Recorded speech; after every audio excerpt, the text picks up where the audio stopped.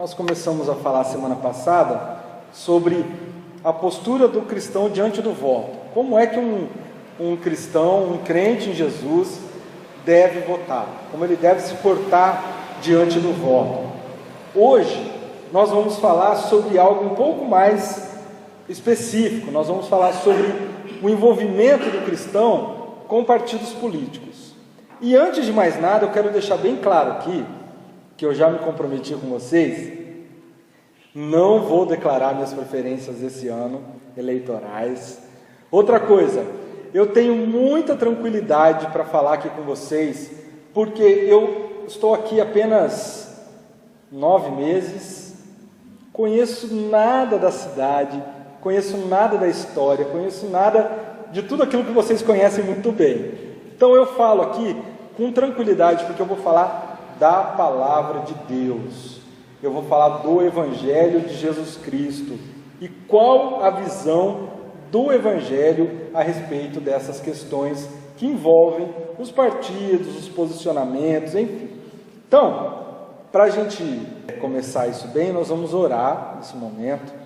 Eu vou pedir mais uma vez que você feche os teus olhos, que você incline a sua cabeça e nós vamos colocar-nos diante do Senhor.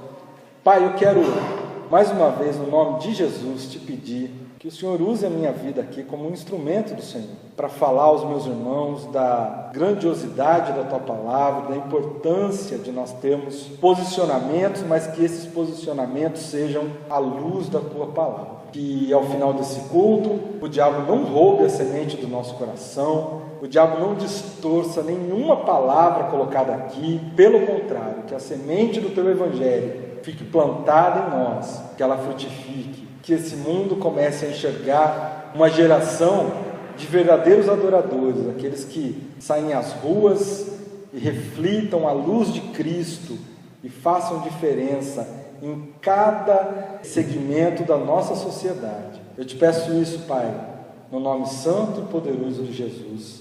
Amém. Então, meus queridos, como na semana passada nós combinamos, a gente tem uma agenda para tratar aí até o dia 5 de outubro. Nós falamos já sobre o cristão e o voto. O resumo, um pouquinho do que a gente desafiou vocês, está lá no edital do nosso boletim. Hoje nós falaremos sobre o cristão e o envolvimento partidário. No próximo domingo nós falaremos sobre o cristão e a submissão às autoridades constituídas. E no dia 5, no dia da eleição, nós falaremos sobre Deus governa os governantes e os destinos das nações. Então, para começar hoje, o cristão e o envolvimento partidário. Antes de nós entrarmos nessas questões, eu separei um vídeo. Ele é um vídeo comprido, mas nós vamos ouvir só 5 minutinhos, que é o começo do vídeo. Eles fazem um resumo sobre o surgimento dos partidos políticos no Brasil. Tenho certeza que cada um de nós tem curiosidades a respeito do surgimento, da origem. Aqueles que são mais engajados têm já conhecimento, já estudaram mais a fundo, mas é um tipo de coisa que pouco se ensina nas escolas. Eu me lembro que quando eu era criança, eu estava bem naquela transição do final do regime militar e o início da nova Constituinte. E havia um interesse dos colégios de ensinar, de colocar o hino da bandeira, o hino da independência, o hino nacional, e a gente cantava aquilo, a gente aprendia a história, lógico que de uma perspectiva, dentro de uma cosmovisão, mas havia um esforço. Hoje não há mais tanto esforço assim, não sei aqui em Macabu, talvez aqui seja diferente, mas em outros lugares, esse interesse por ensinar e mostrar a história do nosso país. Então eu vou apresentar para vocês aí, de forma bem rápida, 5 minutinhos, de um vídeo contando a história do surgimento dos partidos políticos no Brasil.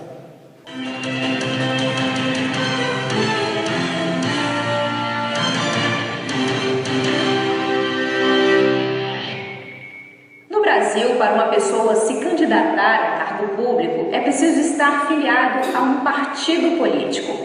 E opções não faltam. Existem as mais variadas legendas defendendo as mais variadas bandeiras. Hoje, nós vamos mostrar para você como tudo isso começou. A história dos partidos políticos do Brasil é centenária, marcada por mudanças de regime e revoluções que em muitos momentos acabaram com os partidos existentes e obrigaram as representações políticas a começar uma nova trajetória.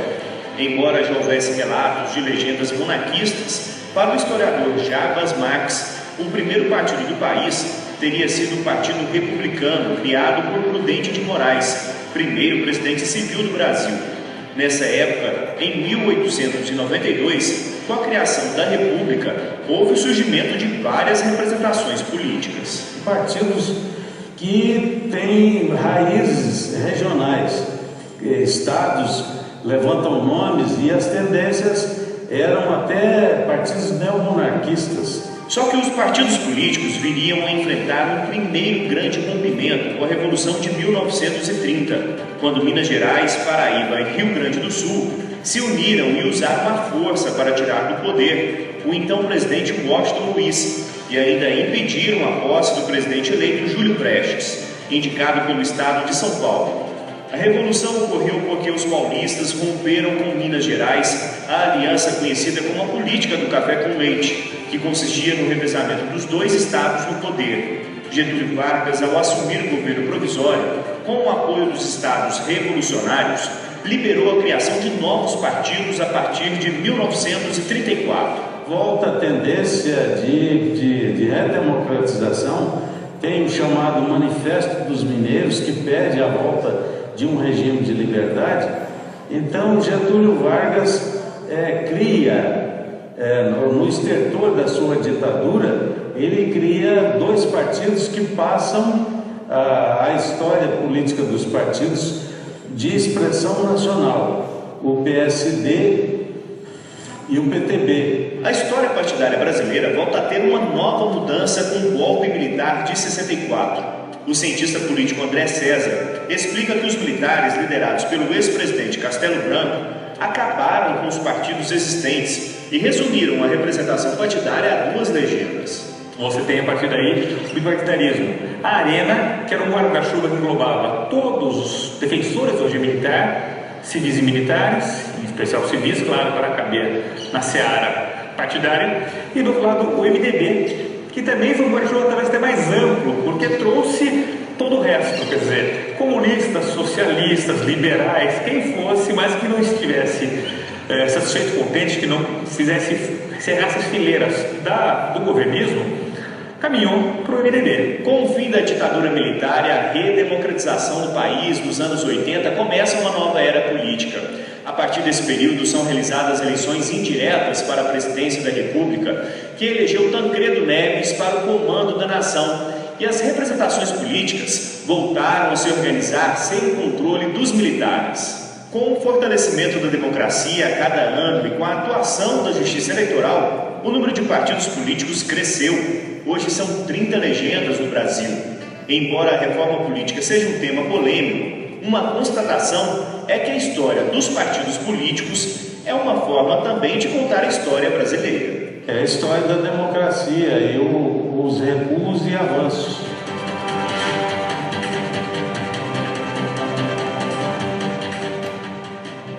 Bom, então vocês viram aí um pouquinho da história, né, do Brasil. A história, como ele falou, é interessante, dá para contar a história do país através da história dos partidos políticos. Sem fazer nenhum julgamento de valor, nós estamos aqui para isso, apenas do ponto de vista histórico, mostrar para vocês como é que tudo isso começou, como é que tudo isso se estabeleceu até hoje. Mas a ideia de tratar esse assunto com vocês aqui, à luz da Palavra de Deus, surgiu quando eu li essa frase estampada no jornal O Globo, do então ministro da Justiça, ou do Supremo, dizendo que ele, muito polêmico também, não vamos entrar no mérito da questão se ele está certo ou não, mas ele disse essa frase que ficou assim emblemática, dizendo que no Brasil os partidos são de mentirinha. Por que isso me chamou a atenção? Porque essa frase mostra um descrédito, uma falta de fé que existe não só de um ministro do Supremo, como, de uma maneira geral, se você conversa com a população, há um descrédito generalizado da população em relação aos partidos políticos. Recentemente, nós acabamos de acessar as revistas, os jornais e os meios de comunicação e nos deparamos com o mais recente escândalo. Mas o que me chamou a atenção aqui não foi o escândalo, isso aqui é uma foto da revista Veja. O que me chamou a atenção aqui é o número de legendas envolvidas no mesmo escândalo. E se apertar um negócio aí, vai aparecer mais. Por quê? Porque hoje parece que a coisa está meio conturbada mesmo, meio misturada, está tudo meio nebuloso. Vocês sabem do que se trata, né? Desse escândalo da Petrobras. Muitas figuras conhecidíssimas ali, algumas que até já não estão mais entre nós. São denúncias, gente. Eu quero deixar bem claro aqui que num país democrático como o Brasil, todas essas denúncias vão ter que ser provadas. O ônus da prova, então, está diante desse ex-diretor aí, que vai ter que mostrar provas de tudo isso que ele está falando. Até mesmo também para conseguir o benefício que ele está querendo. Mas o fato é que há um clima conturbado quando nós falamos sobre partidos políticos. Então, para que cada um de nós tenha uma postura, tenha uma posição, nós vamos responder nessa noite: pode um cristão se envolver com um partido político ou não? Pode um cristão ser filiado a um partido político ou não? Mas antes da gente responder isso, quero mostrar para vocês, como eu prometi na semana passada, algumas ferramentas que vocês têm na web para poder fazer aquilo que nós combinamos na agenda da última pregação.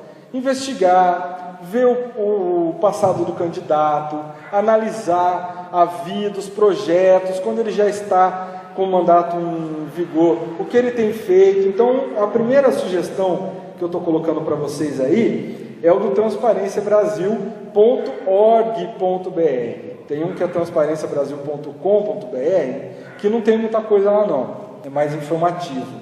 Mas esse .org.br, nessa tela aí, você vai lá, tem N prestações de contas, tem N relatórios, estatísticas. Então você pode acessar, fazer esse trabalho. Poxa, pastor, mas eu não tenho paciência. Lembre-se, são 4 anos vivendo sobre a decisão que você tomou. São 4 anos, às vezes 8. Então leva isso a sério, é importante. Vote consciente. Não se esqueça do que nós falamos semana passada. O teu voto tem que ser para a glória de Deus. Quer comais, quer bebais, façais tudo para a glória de Deus, inclusive votar. Quando você for apertar o botãozinho lá no dia 5, pergunte-se: o meu voto glorificará a Deus? Nulo e branco do mesmo jeito, tá? Teu voto nulo e branco é teu direito, vai glorificar a Deus também? Outro site que eu coloquei ali para vocês é o próprio site do TRE aqui do Rio de Janeiro, que também tem muitas informações ali. Você pode verificar, pode pesquisar. Tem ali um link Eleições 2014, acessa lá, veja os candidatos, veja a prestação de contas. Hoje está muito sério essa coisa